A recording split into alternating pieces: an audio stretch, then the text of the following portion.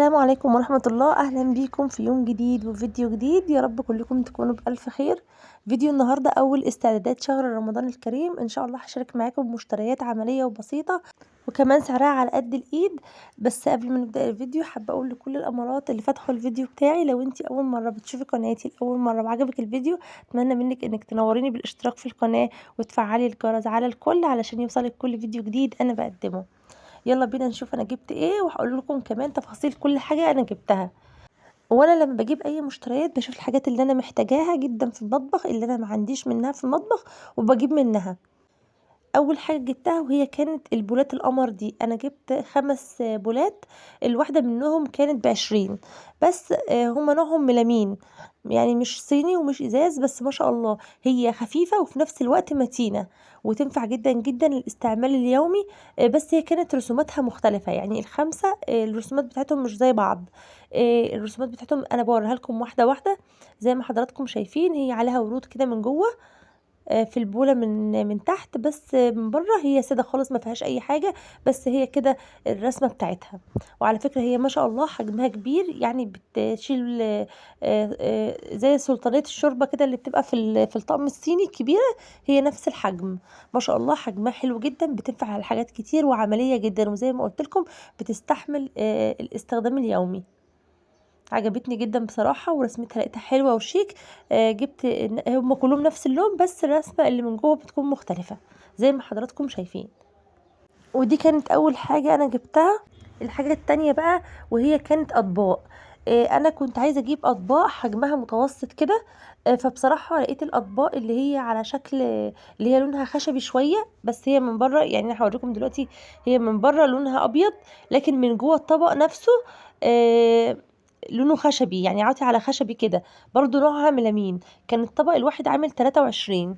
يعني انا بحس الميلامين بصراحة عملي جدا ما شاء الله، مش يعني بيستحمل بصراحة الاستخدام اليومي. خاصة لو انت عندك اطفال او عندك اولادك بيدخلوا المطبخ ويستخدموا.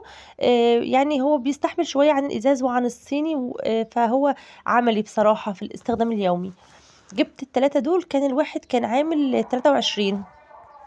شكلهم بصراحة عجبني جدا ولونهم حلو، واول ما شفتهم عجبوني، وهو مش مسطح، هو غويط شوية.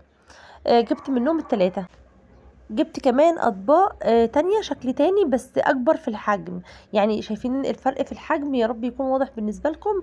ان الطبق اللي هو الابيض الرخامي شوية ده اكبر في الحجم، من زي ما حضراتكم شايفين. هو برضو من بره بيبقى سادة كده، لكن من جوه نفس الشكل مختلف. الكبير ده كان الواحد عامل 30 جنيه، 30، لكن الصغير كان عامل 23. جبت برضو منه 3 من الكبار ده. بصراحة شكله حلو جدا وعجبني. هو مكانش فيه رسومات كتير، بس هي الرسمة دي لقيتها مناسبة يعني، وشكلها كويس معقولة، فجبتها. هو رخامي شوية. جبت منه 3 برضو. يبقى جبت 3 من الحجم الكبير ده و3 من الحجم الصغير. انا كنت عايزه اجيب اطباق مسطحه بصراحه، فما لقيتش غير اللي قدامي، غير اللي هو الغويط ده، فجبت يعني منه 3 بس. اللي هو غويط يعني مش قوي، بس يعني هو حجمه يعني ينفع تحطي فيه خضار مثلا. او حاطه يعني عامله اي حاجه فيها اي سوائل او حاجه هيشيل معاكي، لان هو غويط في عمق يعني. بعد كده كمان جبت ده بالنسبه للاطباق. لا، جبت كمان اطباق تانية. الاطباق اللي هي المسطحه دي، كنت عايزه اجيب اطباق تكون مسطحه خالص. فلقيت الحجم الصغير ده عجبني بقى. سعره رخيص، الواحد بس ب15 جنيه. حلو جدا ومسطح، بس هو كان لونه مشبح كده ابيض في اسود. عامل شبه الاستيكرات بتاعه الرخامه اللي احنا بنحطها على الرخامه دي. بس هو شكله حلو يعني، عجبني برضه كويس. هو برضو ما كانش فيه منه الوان، انا ما لقيتش غير الابيض في اسود، وهو مسطح زي ما حضراتكم شايفين كده. وفي حته غويطه شويه من النص، يعني ممكن تحطي فيه مثلا سلطات، ممكن تستخدميه للسلطات، ممكن تستخدميه للحلويات، زي ما انت عايزه بقى، وظفيه زي ما انت عايزه. هي اطباق حجمها حلو، حجمها متوسط، وفي نفس الوقت مسطحه، وفيها يعني تجويف بسيط كده من النص. جبت 5 منهم، الواحد ب15. ده بالنسبه للاطباق كده. المسطحين دول جبت 5. انا بصراحة بجيب الاحتياجات بتاعتي المهمة. جبت كمان كوبايات.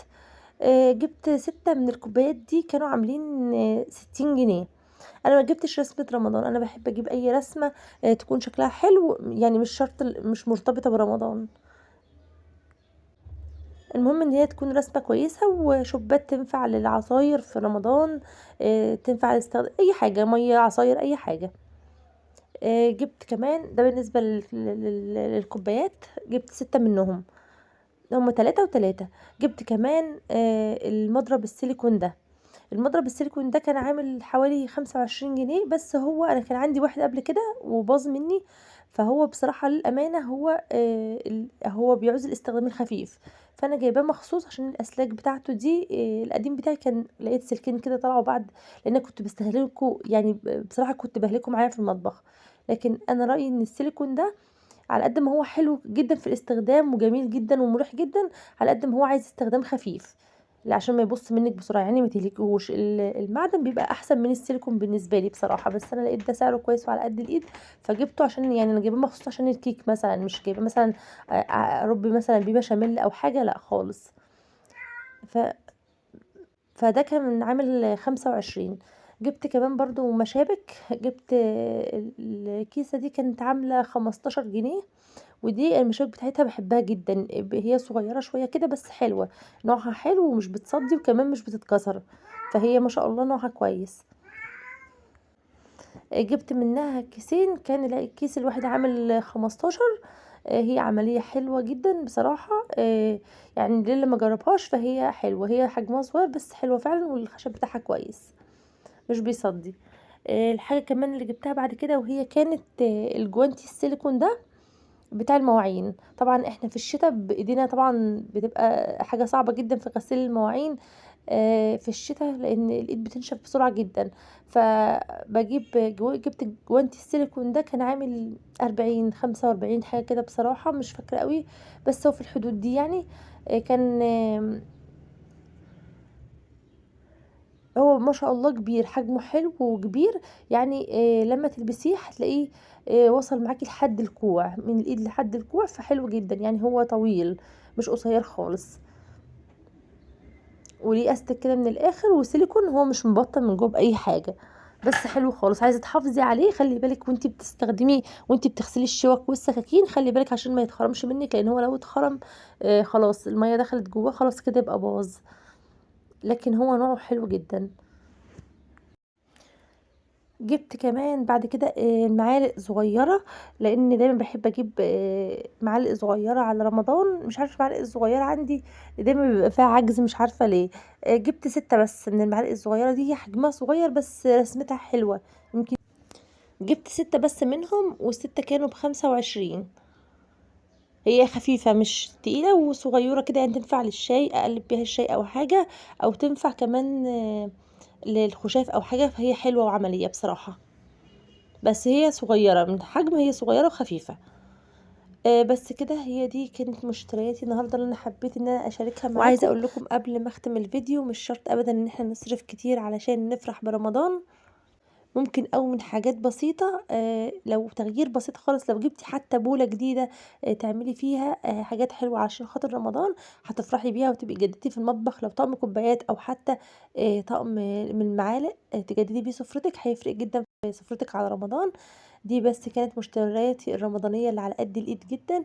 اتمنى ان شاء الله الفيديو يكون خفيف على قلبكم، وتكونوا استفدتوا من الاسعار، ويكون الفيديو عجبكم، واشوفكم ان شاء الله في فيديو جديد، والسلام عليكم ورحمه الله وبركاته.